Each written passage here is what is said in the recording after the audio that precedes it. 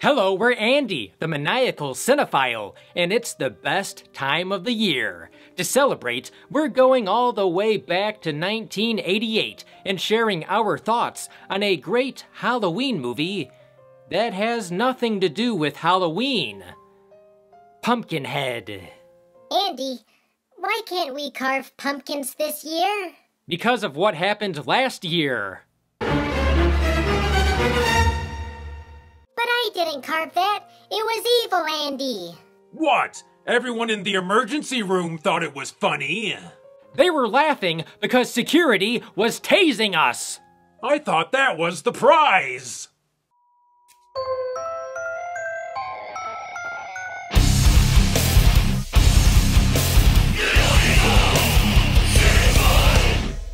Pumpkinhead was inspired by a poem written by Ed Justin. It goes, "Keep away from Pumpkinhead, unless you're tired of living. His enemies are mostly dead. He's mean and unforgiving. Laugh at him, and you're undone. But in some dreadful fashion, vengeance he considers fun, and plans it with a passion. Time will not erase or blot a plot that he has brewing. It's when you think that he's forgot. He'll conjure your undoing, bolted doors and windows barred. Guard dogs prowling in the yard won't protect you in your bed. Nothing will. From Pumpkinhead." He should have stuck with the original title. Gourd Noggin. Special effects artist Stan Winston, best known for The Terminator, Aliens, Predator, and Jurassic Park, was sent the script to do the creature effects, but instead saw an opportunity to make his directorial debut. Winston gave free reins regarding design to artists Alec Gillis, Shane Mahan, John Rosengrant, and Tom Woodruff Jr., the last of whom also wore the Pumpkinhead suit. So let's see what happens when effects legend Stan Winston releases a vengeance demon on some teenagers in his first and only directing credit. I said his only directing credit.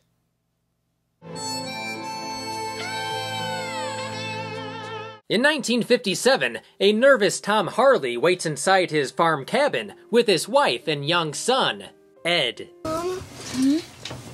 What's wrong with Dad tonight? Mama told Dad she has another one of her headaches. Should I be afraid?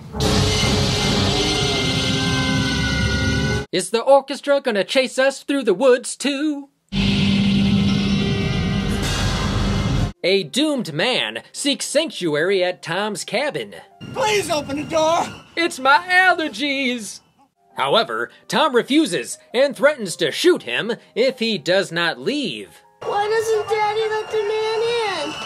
He's been fooled by too many Jehovah's Witnesses. Watching through a window, Ed witnesses the man and monster play in some mud puddles.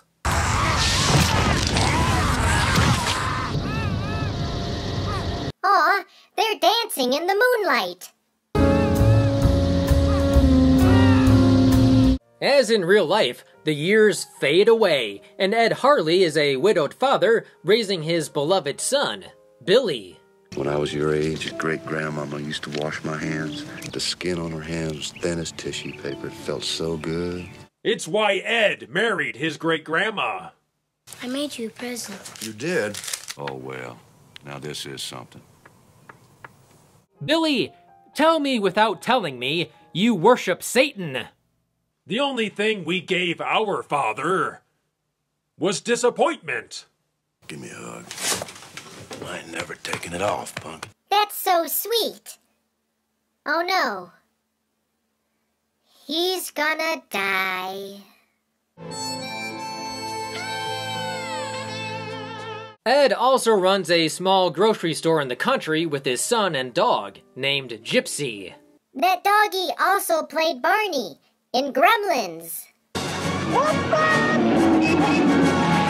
However, the Harley's happy existence changes when some city teenagers show up. Check out this kid's glasses. We're talking Coke bottles. Jesus. Dude, the kid's blind, not deaf. And on this budget, we're talking more RC Cola. Ed leaves Billy alone to run an errand while the teen campers stop to ride their dirt bikes. Unfortunately, Gypsy gets out and Billy chases after his dog. Gypsy! Perhaps they could have saved him if they weren't running in slow motion.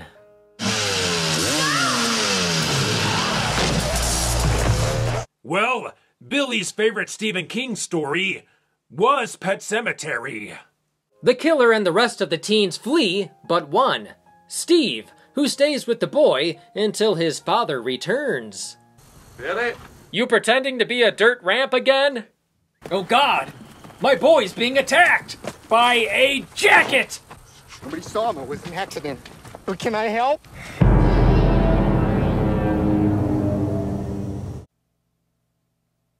I think I peed a little.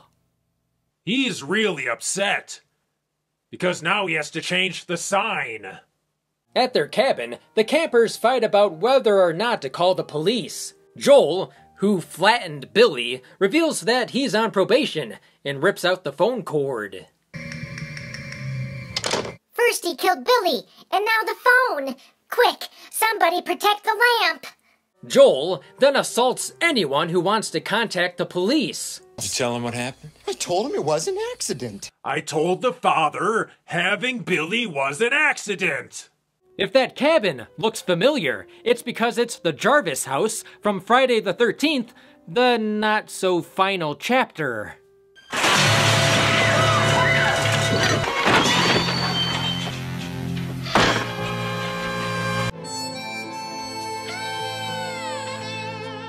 Now with roadkill for a son, you gonna eat that?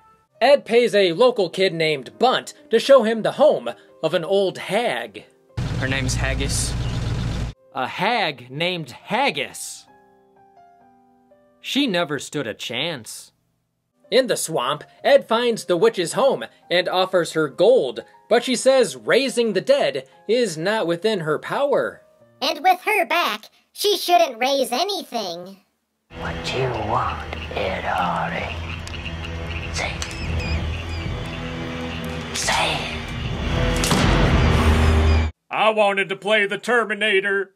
It was supposed to be me, Arnold! Instead, Ed says that he wants revenge, and the witch agrees to help, but warns him that vengeance comes with a terrible price. Nice. Ed's gonna have to shag the hag. What? No! On her orders, Ed must go to an old graveyard in the mountains. That graveyard, how will I know? You'll know, Ed Harley. You'll know. It's a tourist attraction. You'll see the billboards. Leave the boy. And bring me back a pumpkin spice latte. At the graveyard, surrounded by pumpkins, Ed easily spots the grave. It's over, Pumpkinhead. Ed has the high ground. That's the noise it makes when I dig in my nose. Ed digs up the corpse and brings it back to the witch's home. You're looking at vengeance. Cruel, devious vengeance. Pumpkinhead is so gonna TP their cabin. For the ritual, the witch draws blood from Billy and his father. I'm pretty sure before Ed walked in, she was using that knife to clean her toenails. Using their blood, the witch then resurrects our dehydrated E.T.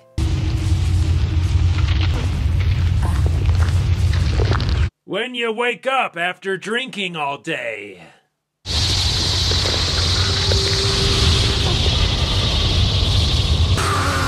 They grow up so fast.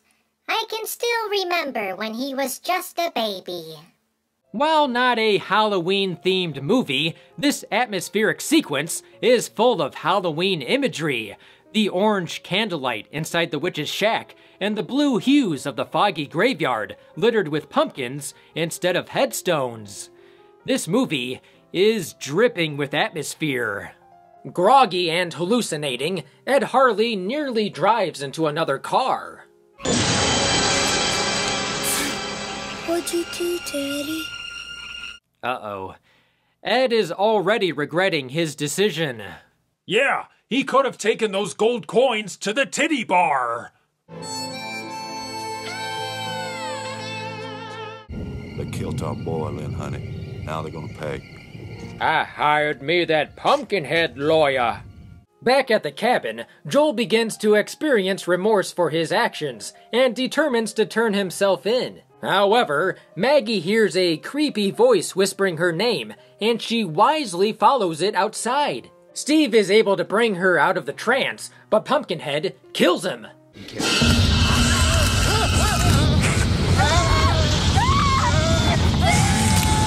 That's her third boyfriend this month, carried off by a demon. As part of the deal, Ed experiences the murder through the monster's eyes.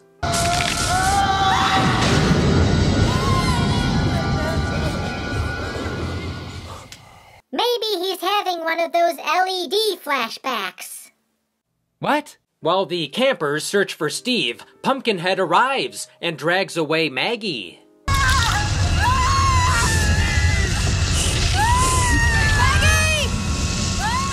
With the way he grabs people, Pumpkinhead would be a master of the claw machine. Ed, again, experiences the murder. Isn't it a little early for Ash Wednesday? I wonder what Pumpkinhead gives up for Lent. Underwear? Hey guys, it's me, Maggie. Let us in. Pumpkinhead is nice, and his head is totally normal looking. Meanwhile, Ed returns to the witch and begs her to help him with his constipation. It'll pass, Ed Harley. Let it finish. The witch says that Pumpkinhead cannot be stopped, and Ed will die if he interferes. You'll fail, Ed Harley. You'll fail and you'll die. Another new slogan for Taco Bell. God damn you! He already has some. With legs and an ass that don't quit. Joel then finds a machete. I guess it was left behind by Jason Voorhees.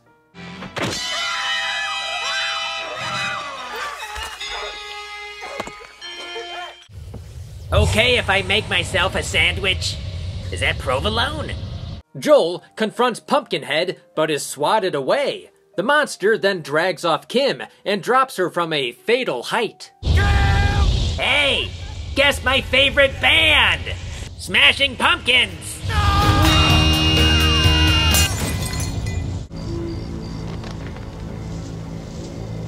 That reminds me, I really need a new mattress. The three remaining campers beg a local for help, but they refuse, saying they've been marked. You folks, he's marked. Marked? What do you mean marked? Taped to your back is a sign that says, "Kill me." Pumpkinhead arrives, causing the local to flee, but Ed shows up to save the day. Joel then makes sure the creature is dead. It's dead. Oh, come on.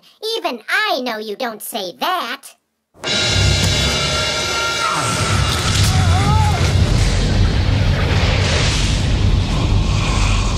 He's only posing like that because he's running for governor of Texas. Pumpkinhead takes Joel's rifle and impales him with it. It's funny that in horror movies, even when a slasher or monster gets a gun, they still stab you with it.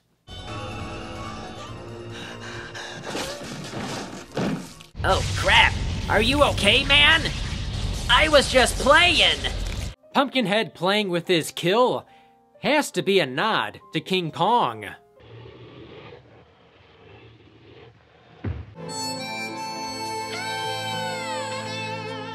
Bunt tells his sister, cousin, and wife that he wants to see if Pumpkinhead is real. Bunt waves down the remaining campers and helps them reach an abandoned church. Here, Bunt relates the legend of the Pumpkinhead, explaining that the monster avenges one who was wronged. For tonight, I didn't believe it. I thought it was just something that they made up to scare the little kids. You know, like Carrot Top. Pumpkinhead shows up for service, but the church proves to be no sanctuary. I'm here for your tiny crackers. In the full-screen version, when Pumpkinhead enters the church, you can see that he's sometimes wearing sneakers. Well, that explains why he's so sneaky.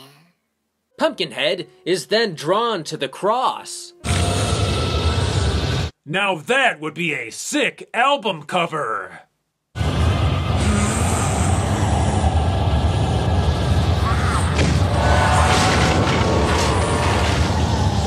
Well, I guess somebody isn't a fan of lowercase letters. Their vehicles are destroyed, including Chris's dirt bike that fails to start. Well, here's your problem. Pumpkinhead lifts up Chris with the bike and tosses him. Wow, he stuck that landing like Evel Knievel.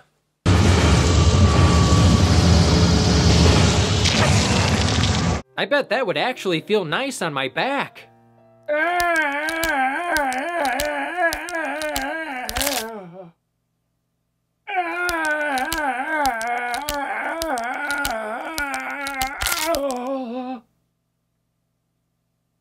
I'm stuck. You know what? I wish that Pumpkinhead would step on me. Pumpkinhead then drags Chris back to Harley's house, where Ed has given shelter to Tracy and Bunt. Ed's plan involves cooking the creature. But I'm gonna send it back to whatever hell it come from. I hope he turns Pumpkinhead into a pumpkin pie. Because it's my snack time. Meanwhile, Ed has a knock at his door. Don't you hate it when your friend shows up unannounced with their 7-foot vengeance demon? Pumpkinhead easily sniffs out Bunt. I mean, Bunt looks like he showers in hobo piss. Okay, Pumpkinhead, now it's your turn to hide. Ed stumbles out of the barn, but is accidentally stabbed in the arm by a pitchfork, causing Pumpkinhead to cry out in pain. We see that Pumpkinhead is becoming more human, and Ed more monstrous. It's amazing what can happen in a single day. Ed realizes that he and Pumpkinhead are linked. The only way for Ed to kill the monster is to die himself. Tracy uses the flamethrower, which only pisses Pumpkinhead off. But before she dies, Ed grabs a gun from his truck and shoots himself.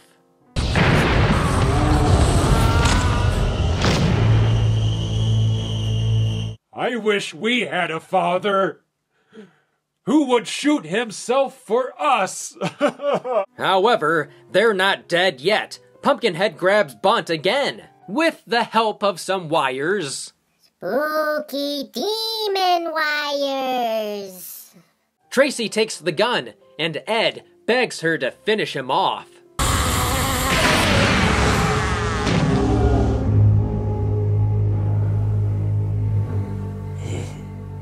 They don't tell you these kinds of things when you become a parent. Revenge cost Ed his soul. Even worse, now he has to appear in those shitty sequels on the Sci-Fi Channel.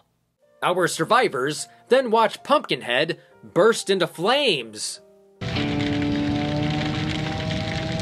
least they get to enjoy the roasted pumpkin seeds. That night, the witch buries Ed Harley in Pumpkinhead's grave, ready for the next person, seeking vengeance.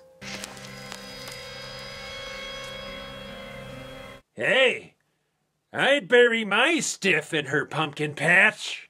In the end, we have a body count of 7, 5 that are killed by Pumpkinhead.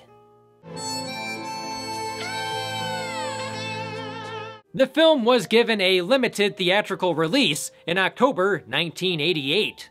With a $3 million budget, it grossed only $4.3 million at the box office. Despite its poor box office results, Pumpkinhead has become a cult film. It was followed by a direct-to-video sequel, 2 TV film sequels, and a comic book series. I can't wait for the female reboot. Pumpkin Tits. Pumpkinhead is a solid Southern Gothic folktale, and at 87 minutes, it flies by. Pumpkinhead's design is badass, and could almost be a cousin of the Xenomorph. The movie's highlights include the creepy atmosphere, the creature effects, the mythology, and it is surprisingly emotional as well. The teens aren't really noteworthy, but Lance Henriksen delivers a great performance. It's the story about one man's happiness, grief, revenge, and regret. Besides for Joel, none of the teens deserved their fate, and Ed realizes this a bit too late. I don't remember that in the poem. Overwhelmed with grief, he threw his soul away for revenge, and he literally becomes a monster. Is revenge really worth it? There's a saying, seek revenge, and you should dig 2 graves. 1 for yourself. Unless you're the Punisher. Then you have to dig many graves. Pumpkinhead isn't a perfect film. It needed more blood and boobies. But it is a perfect creature feature to put on during Halloween. This has been Andy, the Maniacal Cinephile. Thanks for liking and subscribing. We'll see you next time.